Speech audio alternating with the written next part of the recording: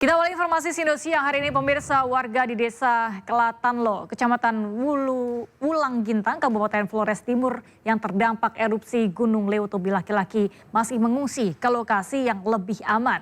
Sementara itu pihak BNPB mengimbau masyarakat untuk tidak berada di radius 7 km dari Gunung Ile Leutobi laki-laki. Dahsyatnya letusan Gunung Leutobi laki-laki mengakibatkan sejumlah rumah dan gedung sekolah rusak. Warga yang paling terdampak parah berada di dua kecamatan Wulang Gintang dan Kecamatan Ilebura. Hingga saat ini ribuan warga sudah mengungsi secara mandiri ke Kecamatan Titihena. Pihak BNPB menghimbau masyarakat untuk tidak berada di radius 7 km dari Gunung Ile Leutobi laki-laki. Dan kami menghimbau kepada warga jangan kembali dulu untuk sementara waktu ke lokasi dalam radius 7 km. Kita masih menerima laporan visual, banyak saudara-saudara kita warga di kawasan terdampak yang kembali mengecek rumah, mencari anggota keluarga dan seterusnya. Ini kami himbau untuk sementara waktu berdasarkan jarak aman yang ditetapkan oleh PVMBG yakni 7 km, BNPB menghimbau tidak ada aktivitas apapun kecuali pencarian korban yang dilakukan oleh personil terkait. Ini mungkin yang perlu kami update kepada rekan-rekan media. Jadi per hari ini pukul 10.20 kami mengkonfirmasi sudah ada 10 korban jiwa. 9 sudah dievakuasi dan 1 korban belum dievakuasi karena posisi tertimpa reruntuhan sehingga masih menunggu personil SAR terkait. Status tanggap darurat selama 58 hari terhitung 4 November sampai 31 Desember 2024. Status Gunung Leutobi saat ini awas atau level 4. Status tanggap darurat ini masih berlaku hingga 31 Desember 2024. Beralih ke informasi lain pemirsa, Kejaksaan Agung menetapkan Ibu Ronald Tanur Meyriska Wijaya sebagai tersangka suap. Meyriska menyuap hakim yang membebaskan Ronald Tanur dalam kasus pembunuhan. Ibu, mungkin ada yang disampaikan, Bu? Penetapan tersangka terhadap Ibu Ronald Tanur Meyriska Wijaya dilakukan setelah penyidik memeriksa Meyriska di Kejaksaan Tinggi Jawa Timur. Oke, Pak. Meyriska diketahui memberi uang suap permulaan kepada hakim melalui pengacara anaknya Lisa Rahmat sebesar 3,5 miliar rupiah. Selain itu, Meyriska bisa bebas memilih majelis hakim yang menangani perkara pembunuhan anaknya. Pemilihan majelis hakim dilakukan dengan bantuan mantan pegawai Mahkamah Agung Zarof Richard. Klien kami kooperatif dan menaati segala proses hukum. Kita menghormati proses hukum yang berjalannya. Langkah hukum selanjutnya seperti apa, Pak? Ya, ini kan baru penetapan tersangka, jadi kita percayakan dulu pada penyidik lah. Sebelumnya, penyidik telah menetapkan 3 hakim pengadilan negeri Surabaya sebagai tersangka penerima suap. Selain ketiga hakim, pengacara Ronald Tanur, Lisa Rahmat juga dijadikan sebagai tersangka pemberi suap. Kejaksaan Agung menyebut Ibu Ronald Tanur dibantu makelar kasus Zarof Richard untuk bisa bebas memilih majelis hakim yang menangani perkara Ronald Tanur. Ibu Ronald Tanur lalu menyerahkan uang 3,5 miliar rupiah kepada hakim secara bertahap. Tersangka MB telah menyerahkan sejumlah uang kepada LR selaku penasihat hukum Ronald Tanur sejumlah 1,5 miliar. Selain itu, LR juga menalangi sebagian biaya pengurusan perkara tersebut sampai putusan Pengadilan Negeri Surabaya sejumlah 2 miliar, sehingga totalnya 3,5 miliar rupiah. Sebelumnya, Kejaksaan menetapkan makelar kasus Zarof Richard sebagai tersangka yang berperan sebagai perantara suap. Tim Liputan Ainus melaporkan. Ibu Ronald Tanur Meyriska Wijaya ditetapkan sebagai tersangka setelah penyidik memeriksa Meyriska di Kejaksaan Tinggi Jawa Timur. Meriska diketahui memberi uang suap pemurlaan kepada hakim melalui pengacara anaknya Lisa Rahmat sebesar 3,5 miliar rupiah. Dan untuk mengetahui perkembangan terkait penangkapan Ibu Ronald Tanur, Meriska Wijaya sudah bersama kami Esra Ambarita di Gedung Kejaksaan Agung Jakarta. Halo Esra, apakah sudah ada informasi terbaru berkaitan dengan Ibu Ronald Tanur? Apakah sudah dibawa ke Jakarta? Iya, selamat siang Gal dan juga pemirsa. Informasi yang terbaru kami dapatkan dari pihak Kejagung bahwa ibunda dari Ronald Tanur ini belum ada informasi akan dibawa ke Kejagung di Jakarta. Namun informasi yang kalau kita ikuti dari hari lalu bahwa sudah ditetapkan statusnya sebagai tersangka setelah dilakukan pemeriksaan secara maraton. Yang mana ibunda dari Ronald Tanur ini yakni Mariska Wijaya ini memberikan suap setidaknya dalam perkara ini sebanyak 3,5 miliar untuk memvonis ataupun membuat putusan anaknya yakni Ronald Tanur ini dengan vonis bebas. Yang mana ia bertemu dengan Lisa Rahmat yang merupakan kuasa hukum dari Ronald Tanur sehingga di dalam perkara ini dipermudah, dan juga dari Lisa Rahmat ini yang merupakan kuasa hukum dari terpidana Ronald Tanur ini menjumpai atau bertemu dengan seorang makelar mantan pejabat MA yakni berinisial JR. Kemudian juga ini sudah ditetapkan sebagai tersangka. Namun informasi terbaru yang kami dapatkan dari pihak Kejagung, selain tersangka-tersangka ini, ada tersangka lain juga yang merupakan 3 hakim yang sebelumnya mengadili perkara dari Ronald Tanur, yang mana 3 hakim ini rencananya akan dibawa langsung ke Jakarta dan masih dalam perjalanan. Adapun 3 hakim yang memutus perkara ini, yang pertama adalah Bartua Damanik, kemudian juga Bagapul hingga Heru, yang mana ini diketuai oleh dari Bartua Damanik yang memutuskan vonis untuk Ronald Tanur terkait dengan kasus penganiayaan terhadap kekasihnya, yang mana itu sudah terjadi pada 2023 lalu maksud kami, sehingga putusan vonis bebas tersebut membuat geram publik. Dari hal tersebutlah selang 2 hari dari pihak JPU kemudian memberikan pengaduan kepada pihak MA, dan kemudian MA menindaklanjuti tersebut dan menganulir putusan dari putusan bebas tersebut menjadi 5 tahun setelah putusan vonis bebas tersebut mendapat kegeraman dari publik. Saat ini kami masih menunggu terkait kedatangan dari tersangka 3 hakim yang akan rencananya dihadirkan ke Jagung di tempat saya menggambarkan ini. Namun pemirsa, untuk diketahui bahwa perkara ini terus ditindaklanjuti mengingat sudah ditetapkan setidaknya 6 tersangka. Yang pertama adalah 3 hakim dari yang mengadili kasus Ronald Tanur, kemudian juga yang keempat adalah ini mengikuti dengan kuasa hukum dari terpidana Ronald Tanur, kemudian Ronald Tanur, kemudian juga dilanjut dengan petinggi MA. Kita masih menanti bersama apakah ada lagi atau ada kemungkinan pejabat-pejabat MA yang juga terlibat dalam vonis bebas Ronald Tanur ini. Galuh. Baik, terima kasih Esra Ambarita melaporkan langsung dari Gedung Kejaksaan Agung Jakarta Selatan. Selamat bertugas kembali. Kita beralih ke kasus selanjutnya, pemirsa. Tersangka dugaan maklar kasus Zarof Richard diperiksa Badan Pengawas Mahkamah Agung. Zarof sebelumnya jadi perantara dalam kasus suap vonis bebas Ronald Tanur.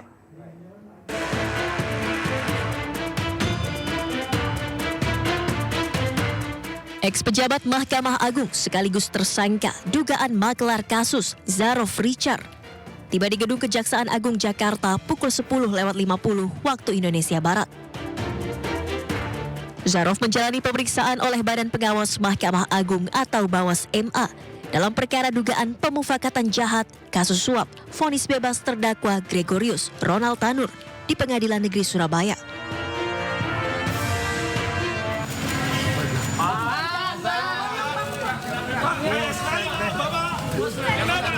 Sebelumnya Zarof Richard ditangkap di Bali karena telah menjadi perantara antara kuasa hukum terdakwa Ronald Tanur dan Hakim Pengadilan Negeri Surabaya agar menjatuhkan vonis bebas.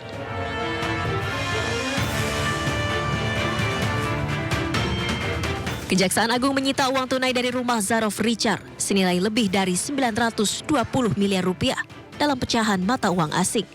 Selain itu, Kejaksaan Agung juga menyita emas logam mulia seberat 51 kilogram.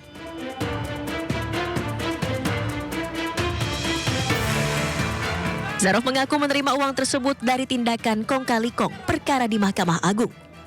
Perbuatan sebagai maklar kasus diakui Zarof telah dilakukannya selama lebih dari 10 tahun. Tim Liputan iNews melaporkan.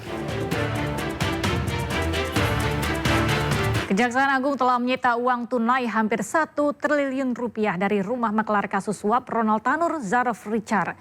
Richard mengumpulkan uang itu dari gratifikasi penanganan sejumlah perkara saat ia masih menjadi pejabat di Mahkamah Agung.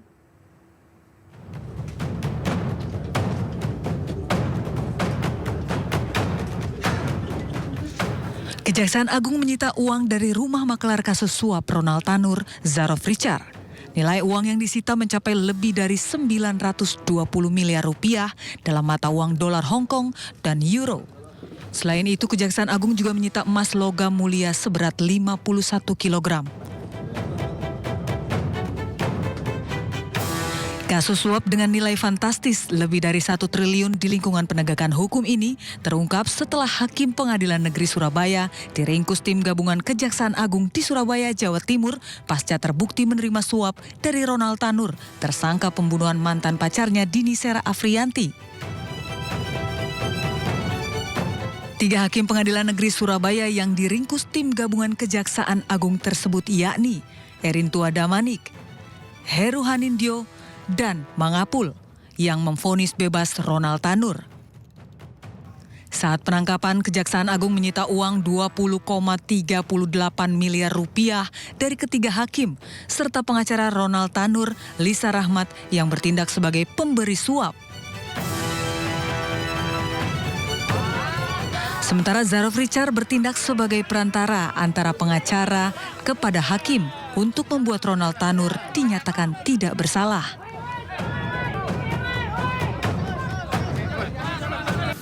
Di mana awalnya LR meminta ZR agar ZR mengupayakan Hakim Agung pada Mahkamah Agung tetap menyatakan Ronald Tanur tidak bersalah dalam putusan kasasinya.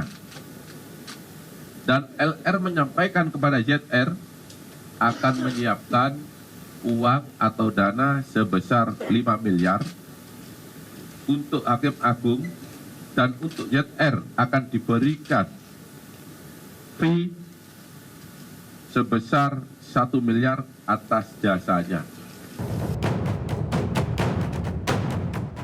Dari hasil penggeledahan, Kejaksaan Agung menyita barang bukti berupa uang tunai hampir 1 triliun rupiah dari berbagai mata uang, yaitu 482.320 dolar Hong Kong atau setara dengan 979.518.414 rupiah. Kemudian 71.200 euro setara 1.200.229.185 rupiah. Lalu 1.897.362 US dollar yang setara dengan 29.757.848.909 rupiah. Kemudian 74.494.427 dolar Singapura yang setara dengan 880.030.515.308 rupiah. Serta emas antam 51 kilogram.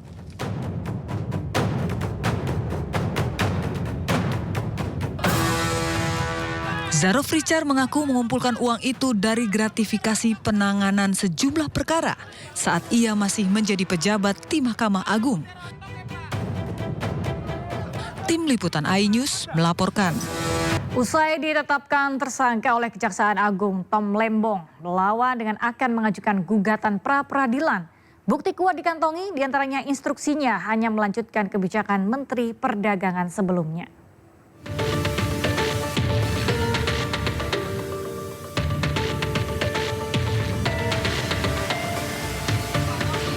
Usai ditetapkan tersangka kasus dugaan korupsi impor gula, Tom Lembong terus diperiksa Kejaksaan Agung. Namun Tom Lembong tidak menyerah mencari keadilan. Tom Lembong akan mengajukan gugatan pra-peradilan atas penetapan status tersangka. Sejumlah bukti dikantongi, di antaranya catatan Sekretaris Kabinet pada tahun 2016 bahwa Indonesia defisit gula. Bukti lainnya, Tom Lembong hanya melanjutkan kebijakan Menteri Perdagangan sebelumnya terkait impor gula. Dan data itu kan bisa dibuka, gitu. Dan proses pengambilan kebijakan untuk impor itu, Pak Tom ini lanjutan dari menteri-menteri sebelumnya. Jadi menteri sebelumnya itu sudah ada surat menyurat dengan PPI, ketika Pak Tom masuk, PPI menindaklanjuti surat tersebut dan dijawab oleh Pak Tom. Putusan itu menyebutkan bahwa ini bisa dilakukan pra peradilan. Nah, oleh karena hal-hal tersebut, kami sudah kumpulkan, kami sudah rundingkan, kami akan mempertimbangkan secara serius untuk mengajukan pra peradilan. Nah, terkait dengan kerugian keuangan negara yang sudah disampaikan bahwa ini kan akan terus dihitung, ya, dihitung untuk pastinya seperti apa, dan mengenai aliran dana itu akan didalami juga, ya, apakah karena kalau kita lihat kan tersangka sebagai regulator, ya, bersama dengan dari PPI dan perusahaan-perusahaan itu. Nah, apakah ada misalnya di situ unsur aliran dana, tentu nanti akan terus didalami. Tim kuasa hukum tak mengungkapkan kapan gugatan pra-peradilan akan dilayangkan. Kuasa hukum optimis, bukti-bukti yang ada dapat membuat terang kasus ini. Dari Jakarta, Ilhami Aulia, Bagus Prasetya, iNews melaporkan. Sejumlah pertanyaan mengiringi penetapan status tersangka untuk mantan tim ses Anies Baswedan dan Caimin, Thomas Trikasih Lembong, lantaran hingga kini belum ada bukti penerimaan aliran uang ke mantan Menteri Perdagangan. Namun Kejaksaan Agung tekankan di kasus dugaan korupsi impor gula tak perlukan bukti tersebut.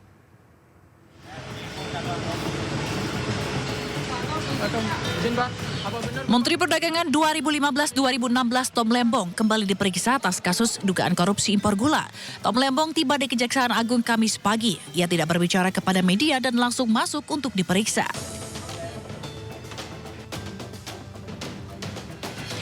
Status tersangka Tom Lembong menyita perhatian. Kejagung menilai regulasi yang telah diteken oleh Tom telah merugikan negara.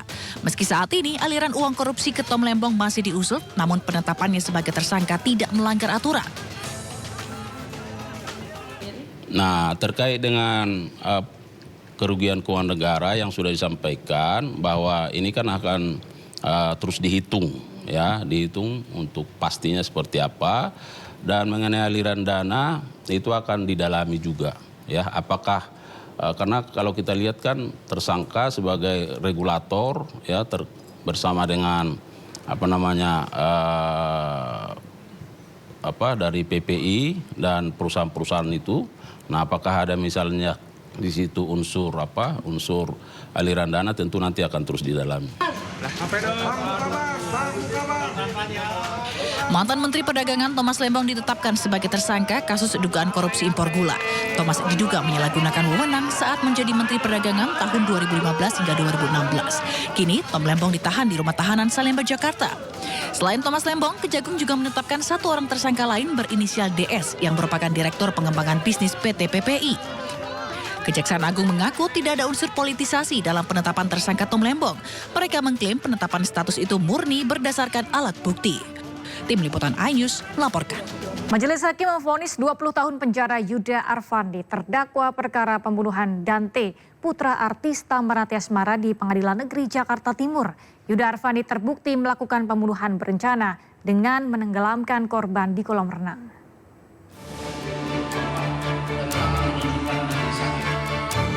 Majelis Hakim memvonis 20 tahun penjara terhadap Yuda Afandi, terdakwa kasus pembunuhan Dante, putra artis Tamara Tiasmara di Pengadilan Negeri Jakarta Timur Senin siang.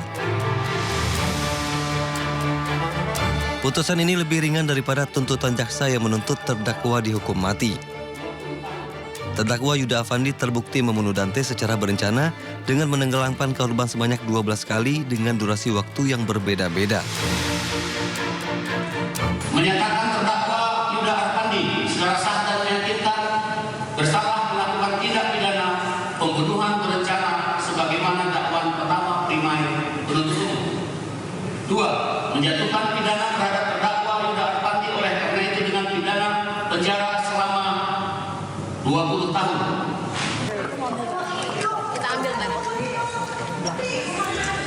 Sempat terjadi protes pihak keluarga Dante dan rekan Tamara Tiasmara usai vonis 20 tahun diputuskan. Pihak keluarga menyebut putusan tersebut tidak sebanding dan meminta Yuda dihukum mati. Namun terdakwa menyatakan banding.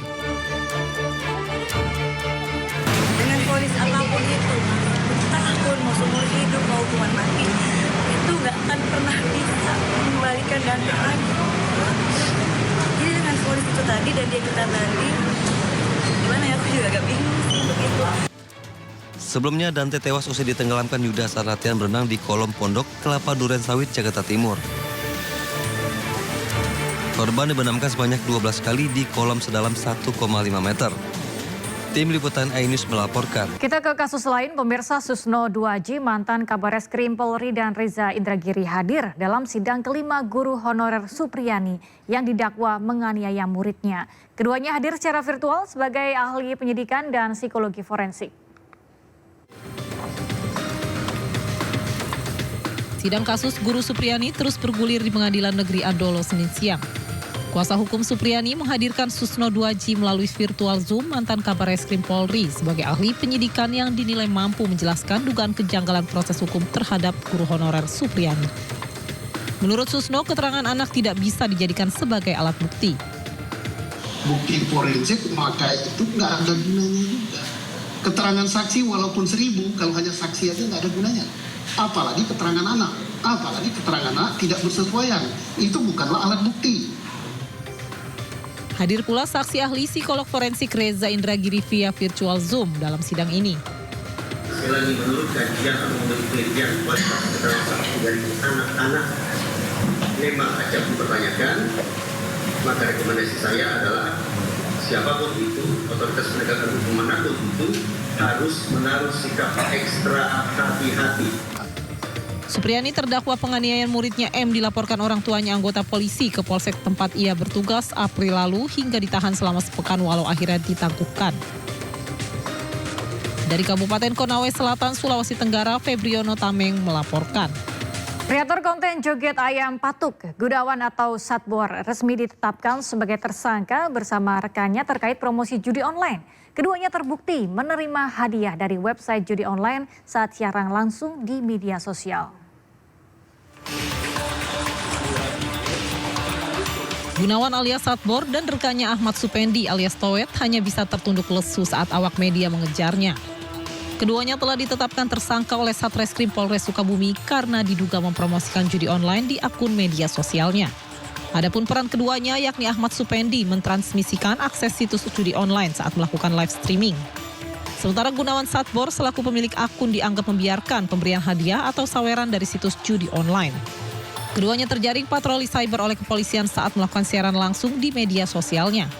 Gunawan Satbor mempromosikan judi online usai mendapat hadiah dari situs judi online tersebut. Dari pelaksanaan itu ada gift yang diberikan, kemudian ada promosi, website, vlog tutup, ada gift yang diterima, kemudian live streaming tersebut diunggah ulang oleh akun TikTok @vlogituto1. Disitulah peranan dari pelaku. Tersangka dikenakan Undang-Undang Informasi Transaksi Elektronik dengan ancaman hukuman 10 tahun penjara dengan denda paling banyak 10 miliar rupiah. Dari Sukabumi, Jawa Barat, Budi Setiawan, iNews melaporkan. Pemirsa, pantas saja judi online seolah tidak tersentuh. Ternyata terdapat orang dalam staf Kementerian Komunikasi Digital yang menjadi backing dalam bisnis haram tersebut. Lantas, seperti apa pemberantasan judi online usai penangkapan oknum orang dalam tersebut? Berikut liputannya untuk Anda.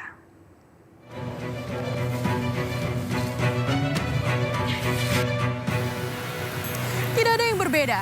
Dari luar nampak seperti daerah perkantoran pada umumnya. Tapi ternyata kawasan ini menjadi salah satu tempat lokasi dari kantor operasional sebuah situs judi online di Indonesia. Artinya masih ada kantor utama yang lokasinya belum diketahui apakah itu di Indonesia atau bahkan di luar negeri.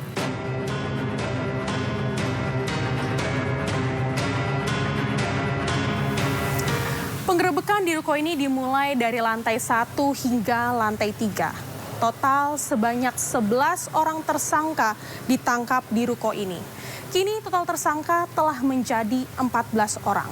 Namun ironisnya, 10 dari 14 tersangka ini merupakan pegawai dari Kementerian Komunikasi dan Digital.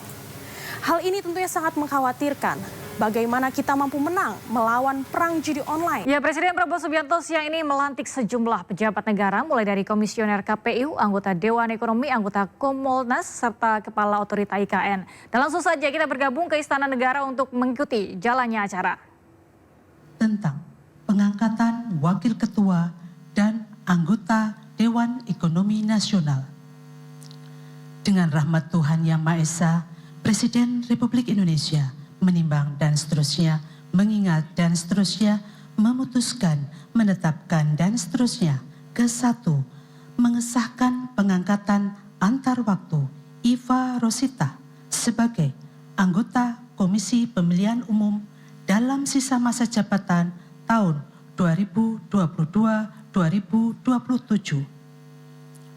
Terhitung sejak saat pelantikan mengangkat Profesor Mari LK Pangestu PhD sebagai Wakil Ketua Dewan Ekonomi Nasional dan mengangkat anggota Dewan Ekonomi Nasional masing-masing atas nama 1. Muhammad Khatib Basri PhD, 2. Profesor Arif Ansori Yusuf PhD, 3. Haryanto Adikusumo PhD, 4. Herianto Irawan MSc, 5.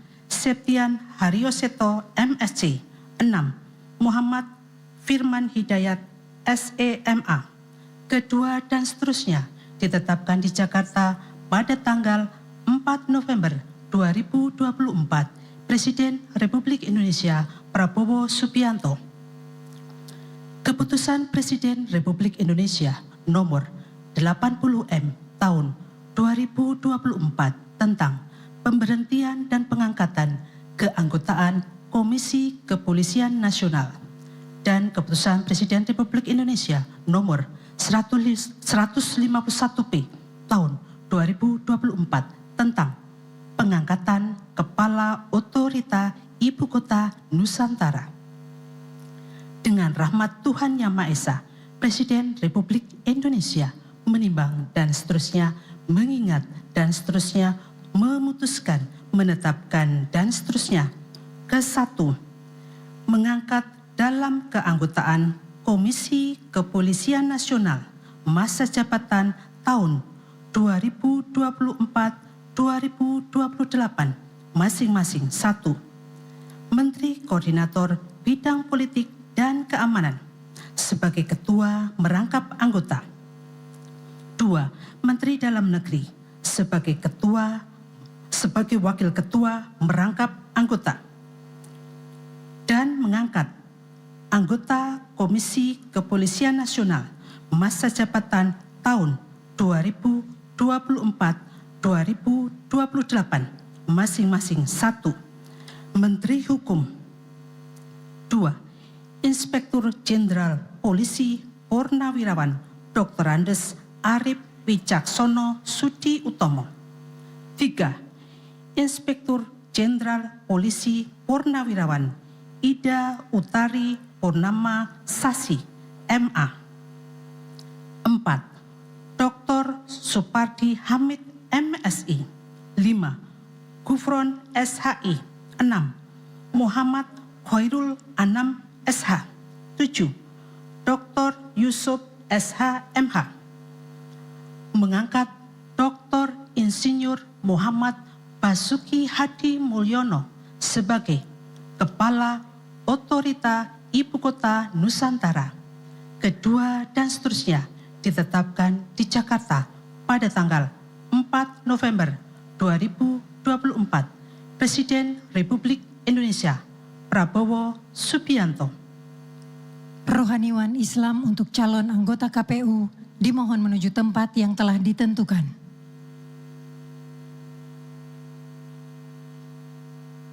Pengambilan sumpah jabatan anggota Komisi Pemilihan Umum oleh Presiden Republik Indonesia. Sebelum saudari mengucapkan sumpah berkenaan dengan pengangkatan saudari sebagai anggota Komisi Pemilihan Umum sisa masa jabatan tahun 2022-2027, terlebih dahulu saya akan bertanya kepada saudari, apakah saudari beragama Islam? Ya, beragama Islam. Bersediakah saudari untuk diambil sumpah menurut agama Islam? Bersedia. Apabila demikian, harap mengikuti dan mengulangi kata-kata saya. Demi Allah saya bersumpah. Demi Allah saya bersumpah. Bahwa saya akan memenuhi tugas dan kewajiban saya. Bahwa saya akan memenuhi tugas dan kewajiban saya. Sebagai anggota Komisi Pemilihan Umum. Sebagai anggota Komisi Pemilihan Umum. Dengan sebaik-baiknya. Dengan sebaik-baiknya. Sesuai dengan peraturan perundang-undangan. Sesuai dengan peraturan perundang-undangan.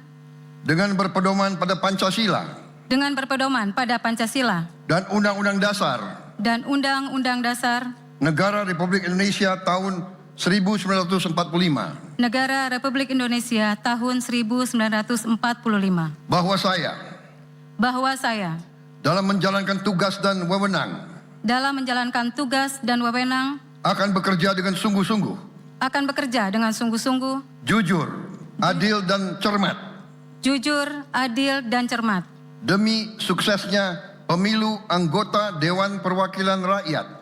Demi suksesnya pemilu anggota Dewan Perwakilan Rakyat. Dewan Perwakilan Daerah.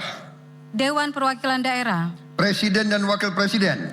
Presiden dan Wakil Presiden. Serta Dewan Perwakilan Rakyat Daerah. Serta Dewan Perwakilan Rakyat Daerah. Tegaknya demokrasi dan keadilan. Tegaknya demokrasi dan keadilan. Serta mengutamakan kepentingan negara kesatuan Republik Indonesia. Serta mengutamakan kepentingan negara kesatuan Republik Indonesia. Daripada kepentingan pribadi atau golongan. Daripada kepentingan pribadi atau golongan. Rohaniwan Protestan dan Katolik dimohon menuju tempat yang telah ditentukan.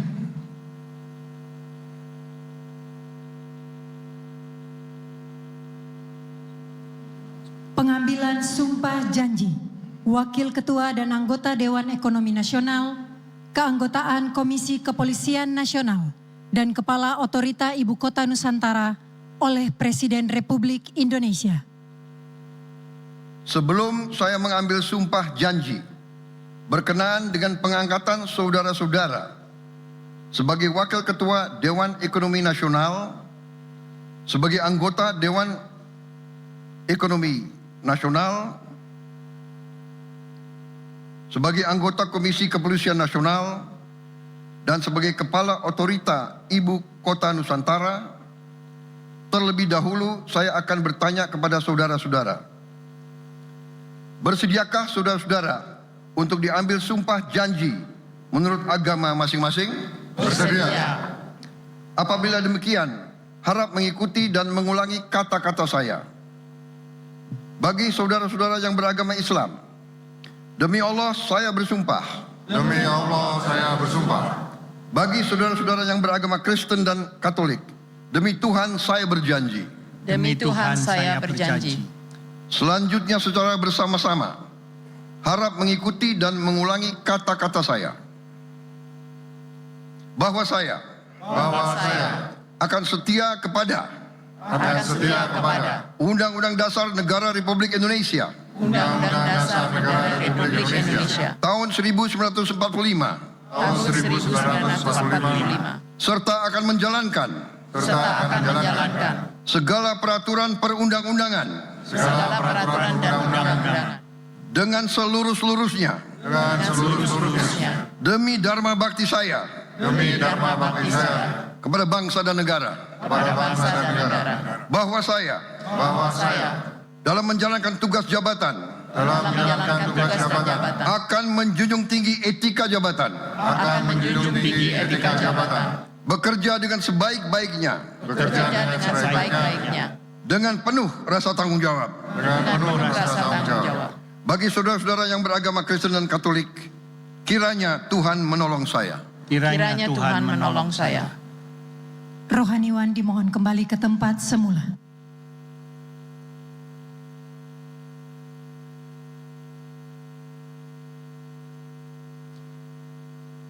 Persiapan penandatanganan berita acara. Kepada Saudari Iva Rosita dimohon menuju meja penandatanganan.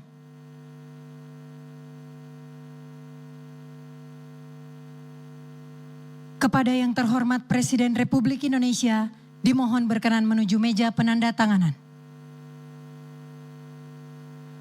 Penandatanganan berita acara. 1. Saudari Iva Rosita sebagai anggota Komisi Pemilihan Umum.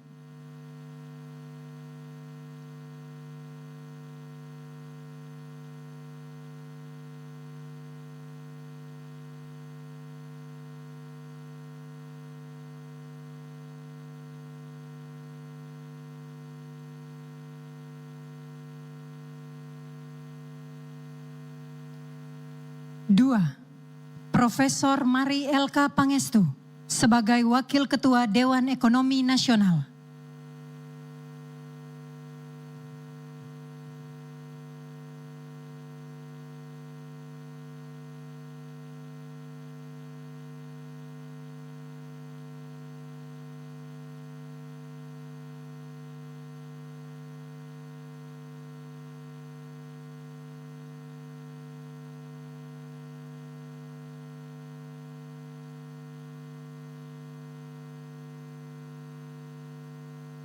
Tiga, Menteri Koordinator Bidang Politik dan Keamanan sebagai Ketua merangkap anggota Komisi Kepolisian Nasional.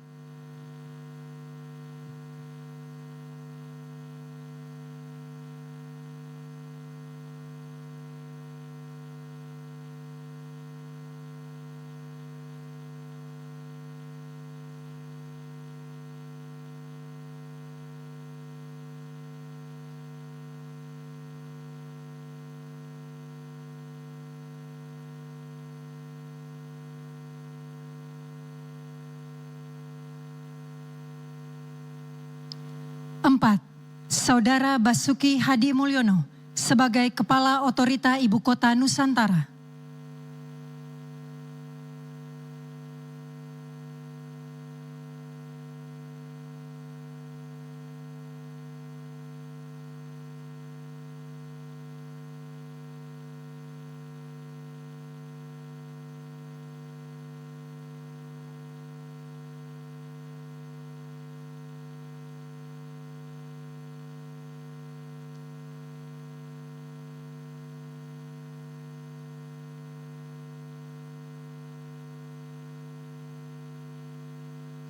Kepada yang terhormat Presiden Republik Indonesia, dimohon berkenan kembali ke tempat semula.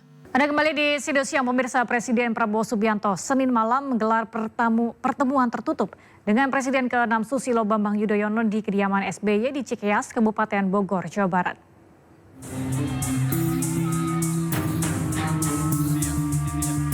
Setelah menyambangi Presiden ke-7 Joko Widodo di Solo, Jawa Tengah, Presiden Prabowo Subianto bertemu Presiden ke-6 Susilo Bambang Yudhoyono di kediamannya di Cikeas, Bogor, Jawa Barat. Pertemuan berlangsung saat Partai Demokrat menggelar acara bimbingan teknis nasional di Jakarta. Pada pertemuan tertutup ini tidak dihadiri Ketua Umum Partai Demokrat yang juga Menteri Koordinator Infrastruktur dan Pembangunan Wilayah Agus Harimurti Yudhoyono. Ditemui di tempat terpisah dalam acara BIMTEK Nasional Partai Demokrat di Jakarta, AHY mengatakan pertemuan yang berlangsung sekitar 1 jam itu diisi dengan jamuan makan malam antara dua tokoh bangsa yang bersahabat.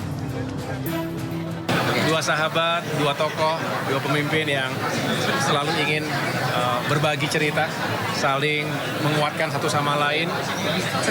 Saya nggak tahu apa pembicaraannya karena ini pertemuan tertutup ya sebetulnya ya, tetapi yang jelas saya rasa ini adalah sesuatu yang baik ya, yang bisa ditiru oleh kita semua. Namun AHY mengaku tidak mengetahui jelas apa yang dibicarakan keduanya. Dari Kabupaten Bogor, Jawa Barat, Tim Liputan iNews melaporkan. Presiden Prabowo Subianto menerima surat kepercayaan Duta Besar luar biasa dan berkuasa penuh di Istana Merdeka. Ada 7 duta besar dari negara sahabat yang memberikan surat kepercayaan. Presiden Prabowo Subianto menerima surat kepercayaan Duta Besar luar biasa dan berkuasa penuh di Istana Merdeka. Sebelum menyerahkan surat kepercayaan, para duta besar satu persatu disambut di halaman Istana Merdeka oleh pasukan militer sebagai bentuk penghormatan.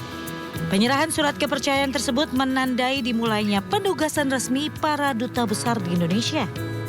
Terdapat 7 duta besar negara sahabat yang menyerahkan surat kepercayaan kepada Presiden Prabowo Subianto, yakni Belanda, Timur Leste, Zimbabwe, Uzbekistan, Republik Rakyat Tiongkok, Aljazair, dan Mongolia. Dari Jakarta, tim liputan iNews melaporkan. Wakil Presiden Gibran Rakabuming Raka meninjau langsung pelaksanaan uji coba program makan bergizi gratis di Sekolah Dasar Negeri 1 Langkai, Palangkaraya, Kalimantan Tengah, Senin siang. Dalam kesempatan ini Gibran juga membagikan susu kepada anak-anak.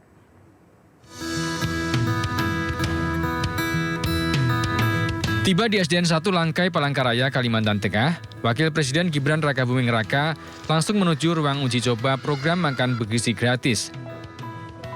Dalam peninjauan, putra Presiden ke-7 Joko Widodo ini menyaksikan langsung para siswa menyantap menu makanan yang terdiri nasi, ayam goreng, telur, sayur mayur, buah pisang, air mineral, dan susu. Para siswa pun terlihat senang dan lahap saat menyantap makanan yang diberikan secara gratis ini.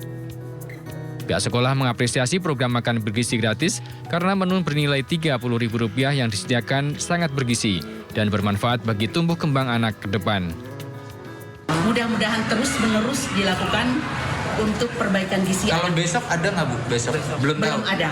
Belum tahu ya? Belum tahu. Ya. Belum ada. Ya, mudah-mudahan terus-menerus. Kalau dari sisi isinya Bu, menurut Ibu sudah mencukupi? Menunya 5 sehat, 5 sempurna. Saya lihat menunya sudah mencukupi menu 4 sehat, 5 sempurna. Paling penting adalah karena kita yang melaksanakan, tentu kita yang harus menyiapkan dari sekarang, Ini yang harus kita nanti rapatkan bersama, baik dari Dinas Pendidikan, Dinas Kesehatan, kemudian juga bisa jadi kita melibatkan ahli-ahli gizi dari Puskesmas.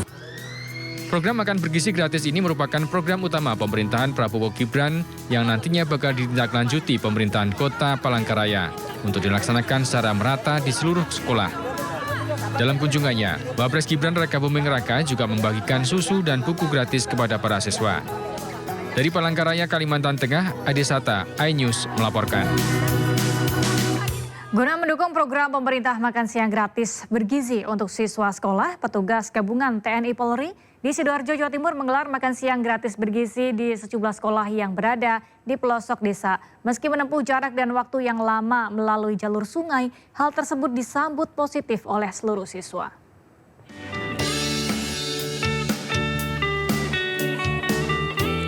Mendukung program pemerintah, petugas gabungan TNI dan Polri di Sidoarjo membagikan makanan siang gratis bergizi ke sejumlah siswa yang berada di wilayah pelosok pinggiran kota Sidoarjo.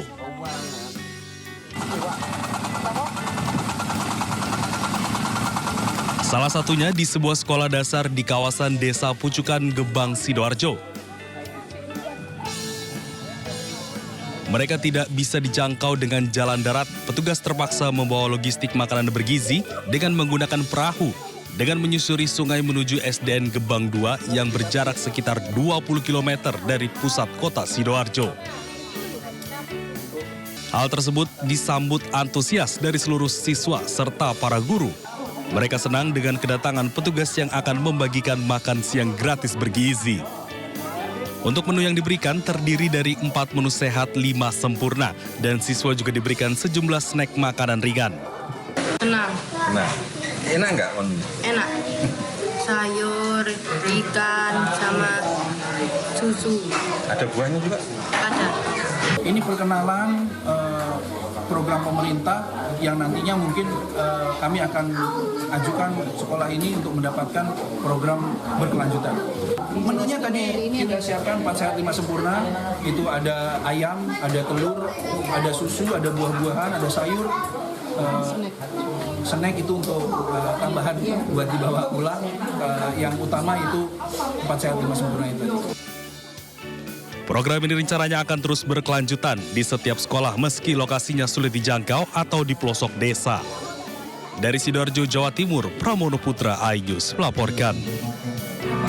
Ada pemasukan tambahan, betul ya? Sementara itu, makan siang gratis bergizi juga dilakukan di wilayah perbatasan Indonesia-Malaysia.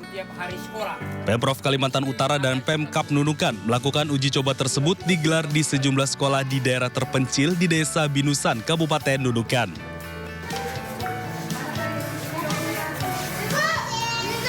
Berbeda dengan uji coba sebelumnya di Malinau dan Tarakan, kali ini makan siang gratis bergizi tidak hanya menyasar murid sekolah dasar.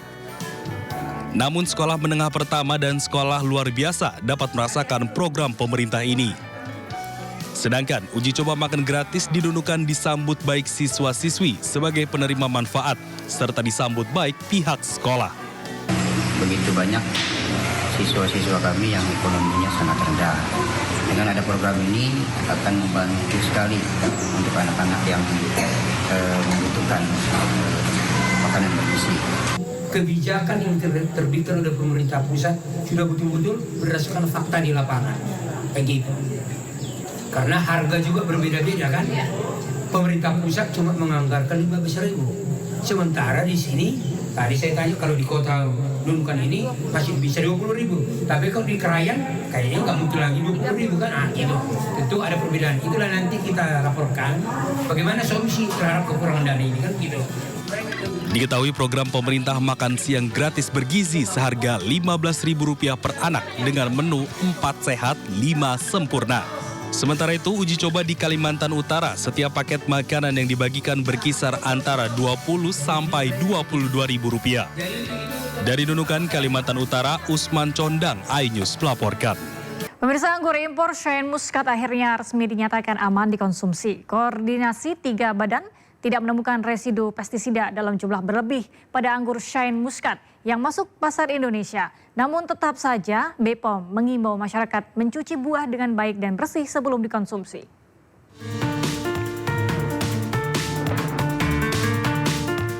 Setelah cukup lama menggantung hingga menimbulkan polemik, pemerintah akhirnya mengumumkan nasib anggur impor jenis Shine Muscat yang masuk pasar Indonesia.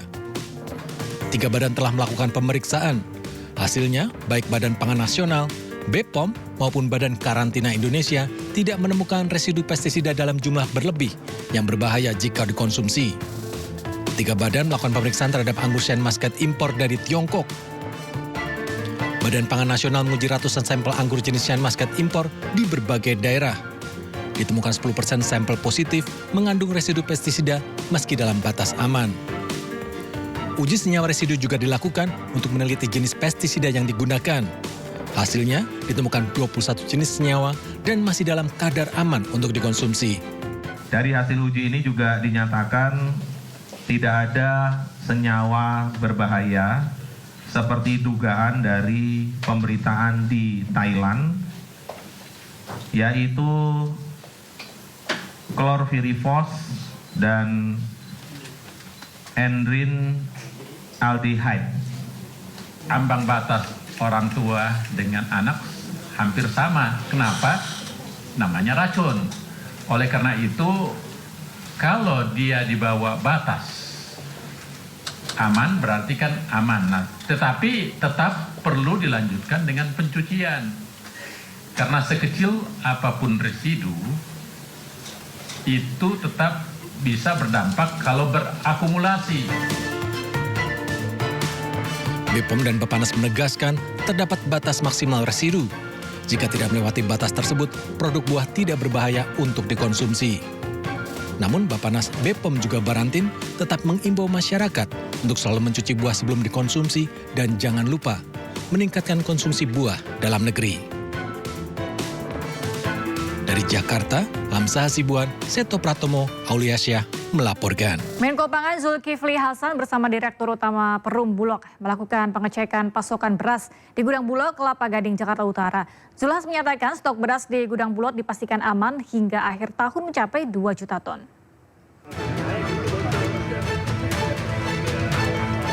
Menteri Koordinator Bidang Pangan Zulkifli Hasan melakukan pengecekan ke kawasan pergudangan Bulog di daerah Kelapa Gading, Jakarta Utara. Pengecekan ini dilakukan untuk meninjau kondisi stok beras yang ada di gudang Bulog. Stok beras di gudang Bulog saat ini tersedia 140.000 ton. Pada akhir tahun akan terdapat 2 juta ton dari seluruh gudang Bulog di Indonesia. Nah, teman-teman bisa lihat memang stok kita sekurang-kurangnya akhir tahun ini bisa 2 juta. Nah, barang mana? Ada nih. Di sini aja ada 140.000 ton baru satu tempat. Sedangkan Bulog punya 1.500 lebih gudang. Ya. Tuh, 1.508. Nah, kapasitas 4 juta. Jadi stok beras kita sangat aman dan cukup. Diharapkan kepada masyarakat dan juga para pedagang tidak perlu khawatir akan ketersediaan beras karena dipastikan hingga akhir tahun stok beras dipastikan aman. Dari Jakarta, Tim Liputan iNews melaporkan. Kamar Dagang dan Industri Indonesia mengapresiasi langkah pemerintah menyelamatkan PT Sritex. Penyelamatan Sritex dari pilot dinilai bisa menjadi pintu masuk mengurai benang kusut industri manufaktur nasional. Ketua Umum Kamar Dagang dan Industri atau Kadin Indonesia Anindya Bakri mengatakan, Sritex bisa menjadi pintu masuk untuk mengurai benang kusut industri manufaktur nasional, termasuk industri tekstil dan produk tekstil agar persoalan pilot atau gagal bayar tidak terulang lagi. Anindya percaya pemerintah akan mengambil langkah baik berdasarkan undang-undang yang berlaku dan bukan intervensi langsung. Dalam keterangan resminya, Kadin Indonesia mendukung upaya pemerintah mencegah kolapsnya perusahaan-perusahaan besar. Sebab hal tersebut akan memicu hilangnya lapangan pekerjaan masyarakat.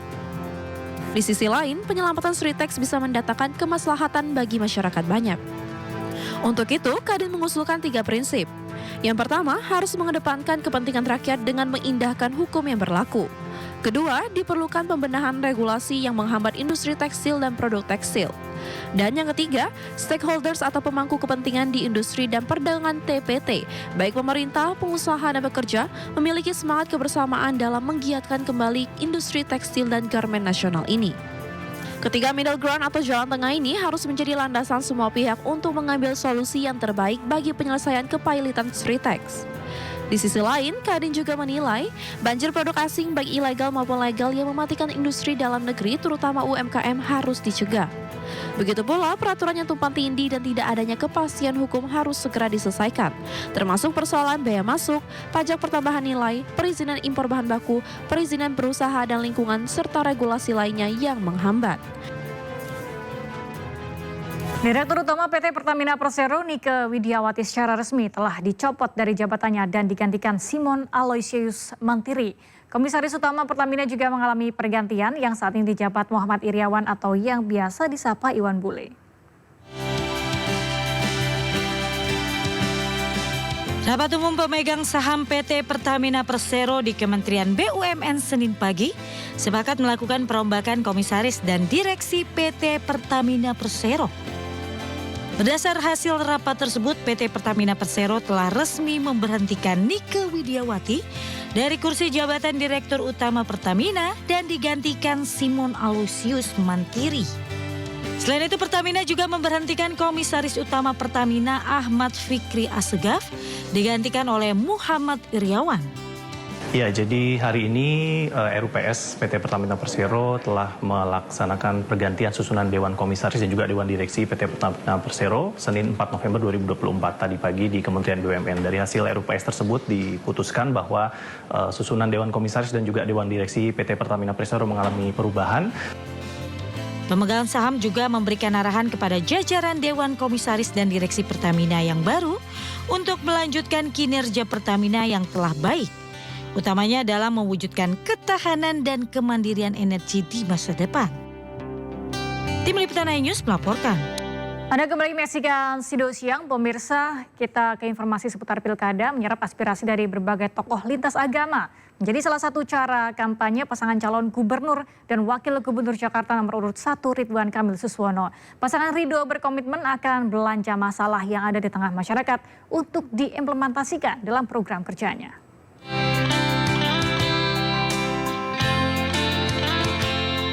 Calon Gubernur Jakarta nomor urut 1 Ridwan Kamil menghadiri pertemuan tokoh lintas agama di Posko Pemenangan Jakarta Timur. Dalam kegiatan ini, RK menerima berbagai curhatan, salah satunya meminta membereskan permasalahan sengketa tanah tempat ibadah. Yang kami sangat berharap apabila beliau terpilih itu bisa diselesaikan, yaitu salah satunya tadi pengurusan sertifikat tanah salah satu gereja terbesar di Kelapa Gading. Dan beliau menyanggupi insya Allah jika terpilih itu akan menjadi prioritas beliau untuk membela. Tadi juga ada curhatan, permasalahan yang memang nanti jadi pemimpin satu persatu masalah yang menjadi problem kita bereskan, itu terkait masalah tanah gereja di Kelapa Gading. Mungkin waktunya tidak sekarang. Dalam kesempatan lain, relawan awet muda yang mendukung pasangan calon gubernur wakil gubernur Jakarta Ridwan Kamil dan Suswono menyapa dan mendengar keluhan warga di Rusun Cilincing, Pelindo, Jakarta Utara. Melalui gelaran Curhatin Jakarta, para relawan menyerap langsung setiap aspirasi dan permasalahan yang dihadapi masyarakat seperti susahnya lapangan pekerjaan, pendidikan yang mahal, bahkan penertiban operasional kendaraan truk di kawasan Jakarta Utara untuk nantinya diimplementasikan dalam program kerja Ridho. Di Parlemen Kampung untuk Jakarta adalah bisa membuat Jakarta lebih maju, lebih berwarna, tidak ada yang namanya ilegal atau transaksi ilegal, tidak ada yang melenceng dari... Kita menyerap aspirasi warga-warga di Jakarta Utara ini untuk curhat tentang Jakarta ini seperti apa. Nah, khususnya ibu-ibu dan juga anak muda yang ada di Jakarta Utara ini mengeluh soal pekerjaan. Pasangan Ridho memastikan beratnya syarat calon pekerja di Jakarta akan menjadi salah satu masalah yang dicarikan solusinya ke depan agar anak-anak muda bisa mendapatkan pekerjaan yang sesuai dengan keahlian di bidangnya. Tim Liputan iNews melaporkan. Calon Gubernur Jakarta nomor urut 3 Pramono Anung Selasa pagi kerja bakti bareng warga di Stadion Football Bond Indonesia Jakarta atau VIJ Jakarta Pusat. Pramono siap jadikan stadion tertua Jakarta ini sebagai salah satu tempat latihan Persija. Calon Gubernur Jakarta nomor urut 3 Pramono Anung disambut meriah warga dengan iringan musik saat mendatangi Stadion Football Bond Indonesia Jakarta atau VIJ Jakarta Pusat. Dalam kesempatan itu, Mas Pram kembali menerima saran dan masukan dari warga untuk menjadi bekal jika terpilih jadi Gubernur Jakarta. Mas Pram juga mengaku siap menjadikan Stadion VIJ yang merupakan stadion tertua di Jakarta ini menjadi salah satu tempat latihan Persija. Problem utamanya di sini airnya kalau hujan nggak keluar. Kalau itu bisa dilakukan maka bisa menjadi base camp-nya Persija. Dan yang kedua tadi ada pertanyaan bagaimana dengan pembinaan kepada klub-klub yang ada. Saya akan menginisiasi untuk 44 kecamatan yang ada Piala Gubernur. Dan kalau itu kompetisinya diadakan secara rutin, itu bisa menjadi tempat untuk rekrutmen para pemain yang akan bermain di Persija. Dalam belusukannya itu, Mas Pram juga akan mengikuti kerja bakti bareng warga di sekitar Stadion VIJ. Dari Jakarta, Anissa Septiarani, Abdul Rosyid, iNews melaporkan. Elektabilitas pasangan calon gubernur dan wakil gubernur Jakarta nomor urut 3 Pramono Anung Rano Karno mengungguli paslon nomor urut 1 Ridwan Kamil Suswono menurut hasil survei Litbang Kompas periode 20 hingga 25 Oktober 2024. Survei Litbang Kompas menyebut elektabilitas paslon nomor urut 1 Ridwan Kamil Suswono di angka 34,6%. Paslon nomor urut 2 Dharma Pongrekun Kunwardana di angka 3,3%, sedangkan paslon nomor urut 3 Pramono Anung Rano Karno 38,3%. Responden yang menjawab tidak tahu atau belum menentukan pilihan sebesar 23,8%. Margin of error survei lebih kurang 3,46% dilakukan melalui wawancara tatap muka dengan melibatkan 800 responden yang dipilih secara acak menggunakan metode pencuplikan sistematis bertingkat di Provinsi Jakarta.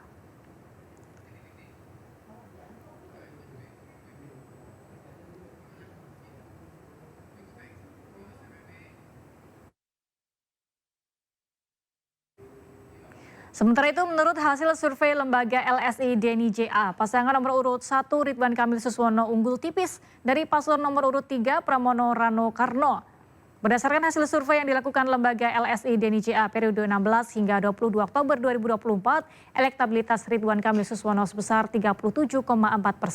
Disusul pasangan Pramono Anung Rano Karno di angka 37,1%, sedangkan pasangan independen Dharma Pongrekun Kunwardana memperoleh elektabilitas 4%. Responden yang belum menentukan sikap sebesar 21,5%. Dan kami akan langsung ajak Anda mengetahui pantauan lalu lintas hari ini di sejumlah wilayah melalui pantauan CCTV Korlantas Polri. Kita akan bergabung dengan Brigadir Treslinda di studio NTMC Polri. Halo Brigadir Treslinda, bagaimana pantauan arus lalu lintas di sejumlah titik wilayah Indonesia melalui pantauan CCTV? Ya baik, terima kasih Galuh di studio dan pemirsa. Untuk menemani aktivitas siang Anda, saya akan mengajak pemirsa untuk melihat kondisi arus lalu lintas terkini melalui pantauan CCTV Korlantas Polri. Langsung aja kita lihat dari Simpang Cempaka Putih, Coca-Cola, Jakarta Timur.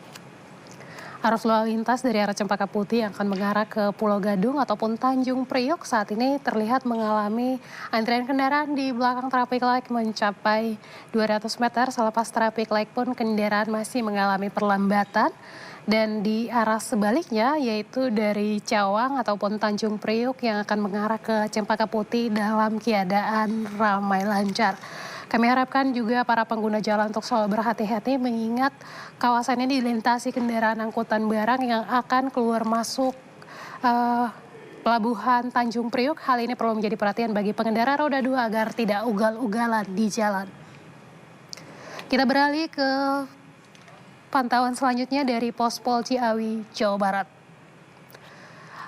Arus lalu lintas dari exit tol Ciawi yang akan mengarah ke Karingin saat ini dalam keadaan ramai cenderung padat, di mana dominasi kendaraan juga siang hari ini didominasi oleh kendaraan angkutan barang dan juga bus antar kota, mengingat Ciawi ini merupakan jalur yang dilintasi kendaraan-kendaraan yang akan menuju ke tempat wisata. Untuk itu pemirsa di rumah yang akan melintasi kawasan ini tentunya untuk selalu berhati-hati.